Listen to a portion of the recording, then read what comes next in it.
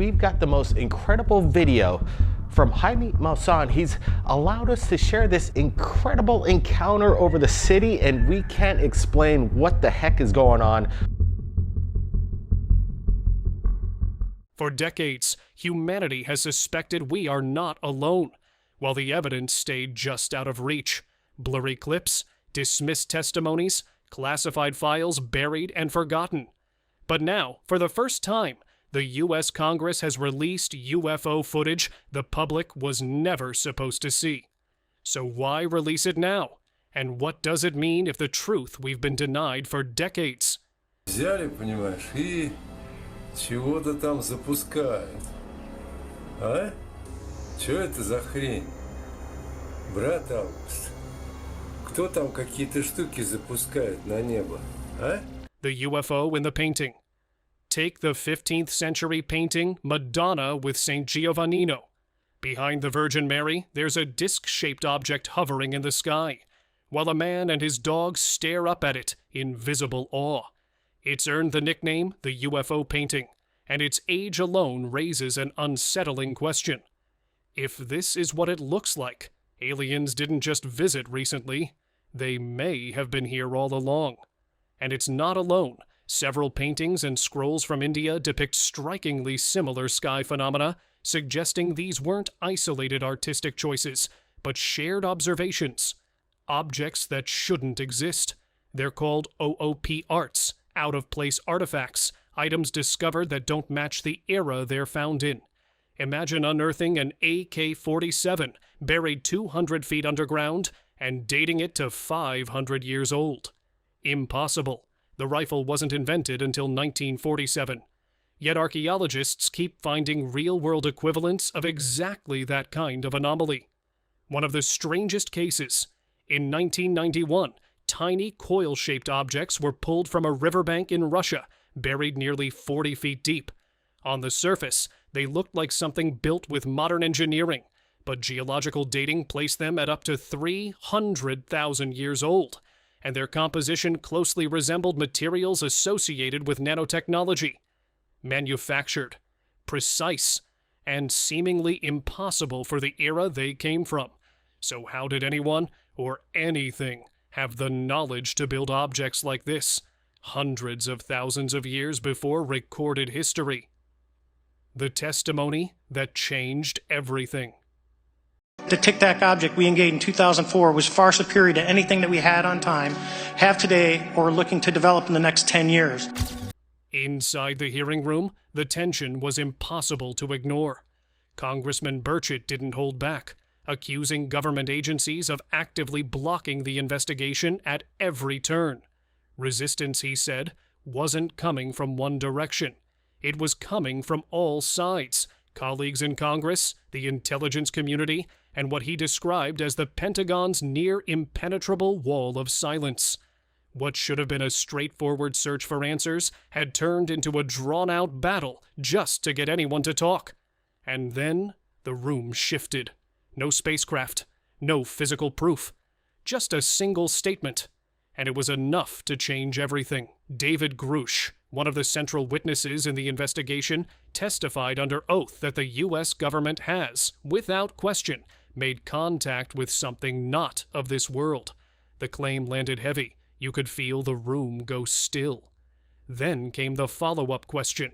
What about the pilots, the ones flying these unidentified craft? Grush didn't dodge it. He confirmed their existence and was direct about one thing. According to those with first-hand knowledge of the classified program, these pilots were not human. For a moment, no one in the room said a word. But Grush wasn't finished. He went further, suggesting that non-human activity on Earth may date back as early as the 1930s, decades earlier than most people assumed. The room came alive. Whatever had just been confirmed, there was clearly more to come. What the Pentagon denies. But something had changed. Compared to his earlier media appearances, where Grush spoke with striking confidence, his tone under oath was different.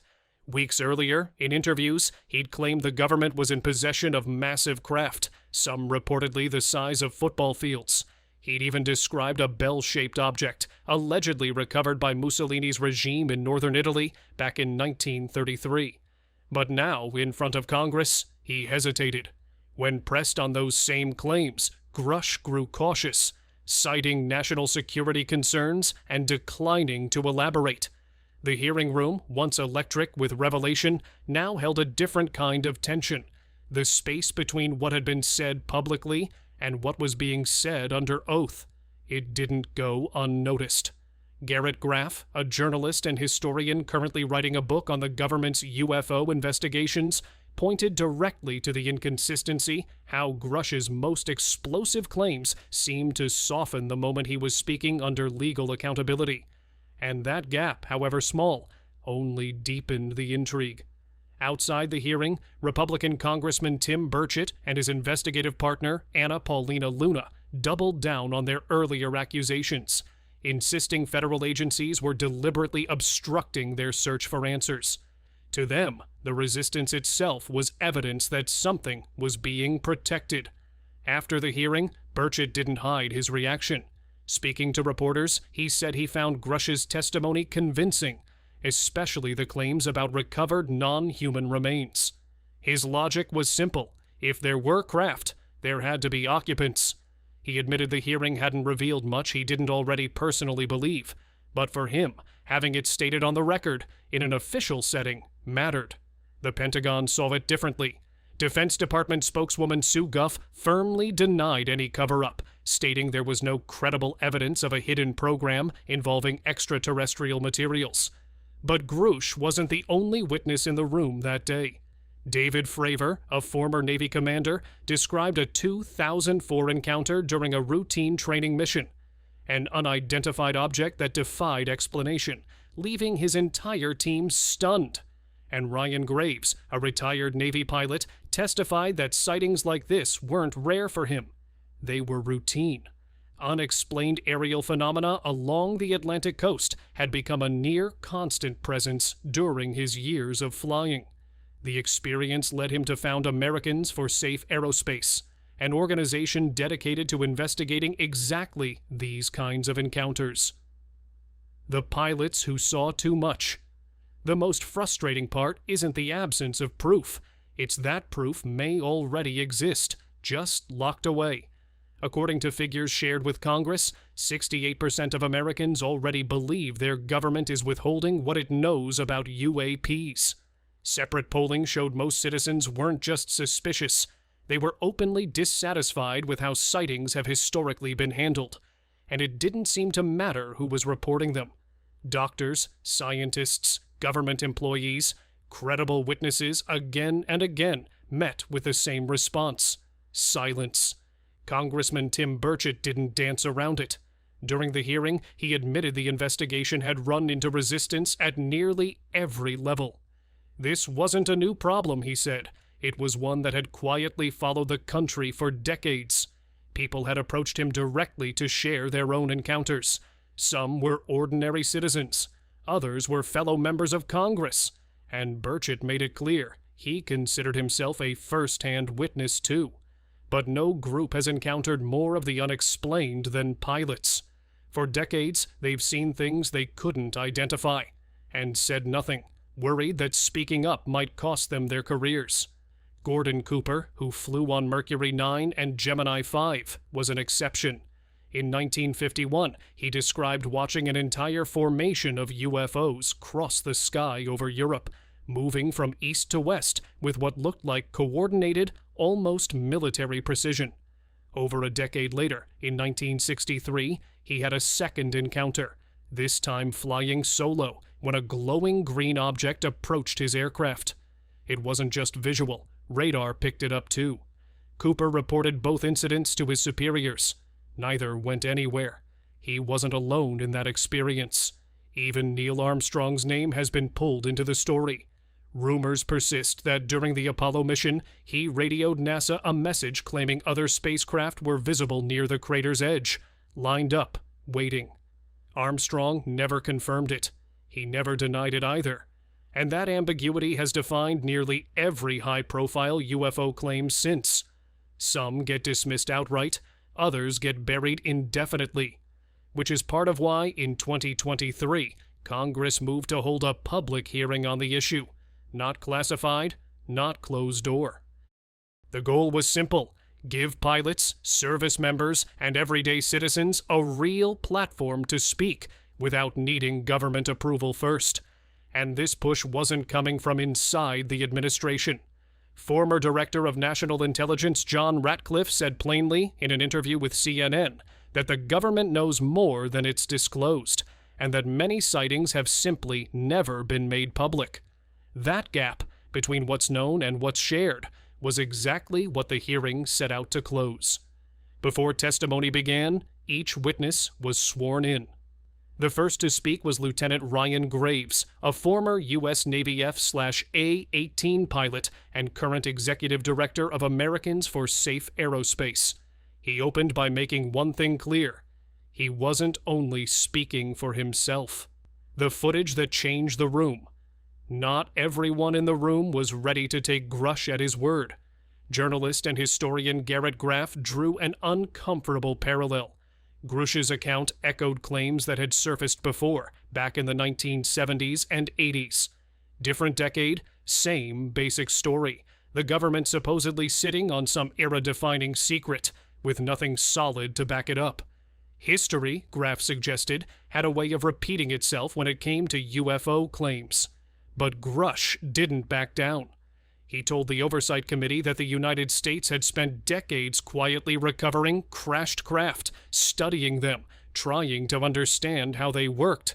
And then came the claim that stopped the room cold. Federal agencies, he said, had recovered biological material from these craft, material that wasn't human. It was the kind of statement that turns speculation into something people can no longer casually dismiss. Grush went further still, alleging that people had been harmed, some seriously, in the effort to keep this program buried. He didn't stop there either. He said he feared for his own safety simply for coming forward. The weight of that statement settled over the hearing, and with it, a growing sense that whatever was being protected, someone had gone to real lengths to protect it. Congressman Tim Burchett needed little convincing. He'd believed in extraterrestrial life long before this hearing, and his reasoning was straightforward. If there were spacecraft in the sky, something had to be piloting them. Grush's testimony lit the fuse, but it was the footage, military footage, previously classified, that turned this from a story into a spectacle. The videos didn't just show unidentified objects. They showed them moving in ways that defied easy explanation, holding lawmakers and the public equally transfixed. Then came Navy pilots David Fravor and Ryan Graves, whose first-hand accounts gave the footage weight it couldn't have on its own. Graves described near-routine encounters with unexplained objects along the Atlantic coast, sightings frequent enough that they'd become part of his job. But it was a specific detail, shared by both pilots and others in their circles, that landed hardest. Dark, cube-shaped objects, seemingly suspended inside translucent spherical fields, and moving in ways that appeared to break known physics, gliding along the inner edge of the sphere without ever touching it. The image was strange enough to leave the room somewhere between fascinated and unsettled. Not everyone was convinced, though. Mick West, a longtime skeptic known for debunking UFO claims, approached the hearing with open doubt. His core issue wasn't with Fravor or Graves, it was with Grush. Grush hadn't personally witnessed the objects he described. His claims were built on conversations with others who claimed inside knowledge, which left plenty of room for uncertainty, especially among more skeptical observers. West wasn't accusing Fravor or Graves of dishonesty. He believed they genuinely saw what they described, but he treated the evidence like a case still being built, not a conclusion already reached. Radar errors, weather balloons, unusual atmospheric conditions. All, he argued, remained plausible explanations before anyone jumped to extraterrestrial origins. Still, even West acknowledged the moment mattered. Whatever the eventual explanation, this hearing had reignited public curiosity about questions science hadn't fully answered. Because proving alien life, beyond doubt, inside a government known for secrecy may be one of the hardest cases anyone has ever tried to make. The fifth release. Then came the video that made even skeptics pause.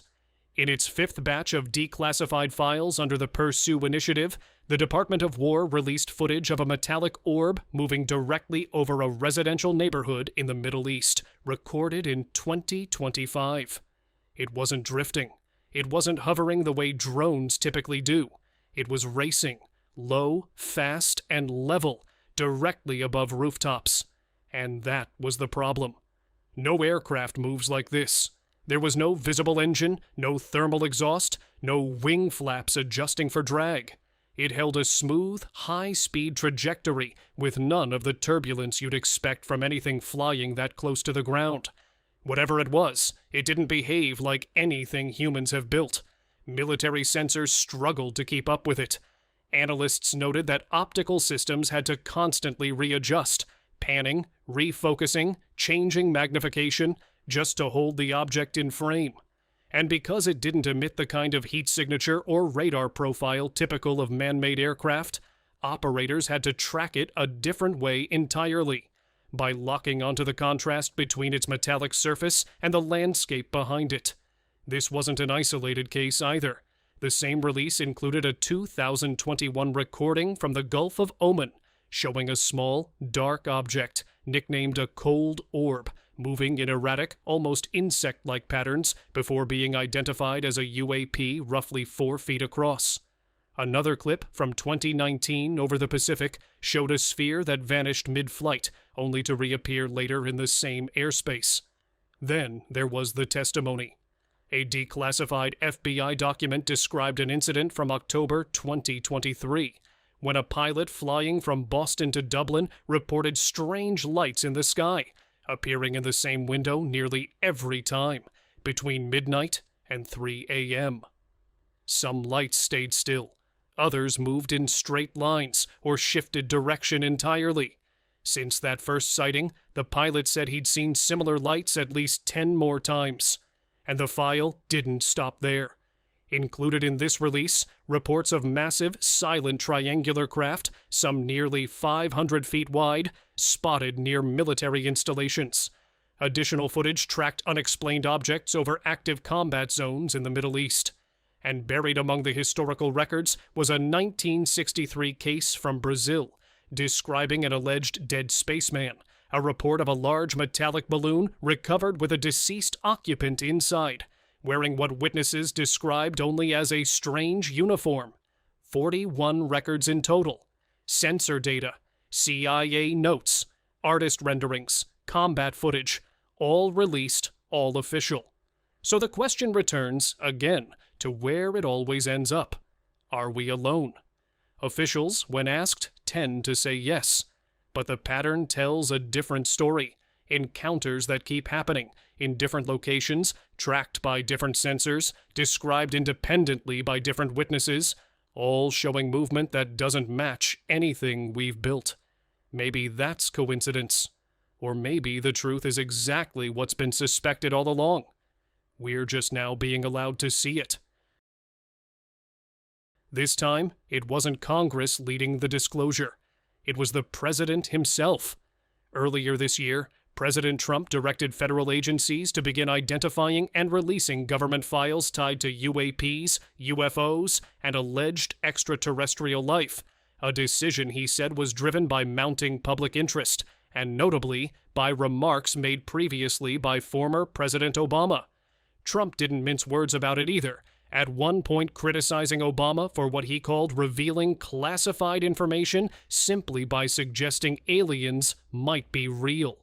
Whatever the motivation, the directive set something in motion that hadn't happened before.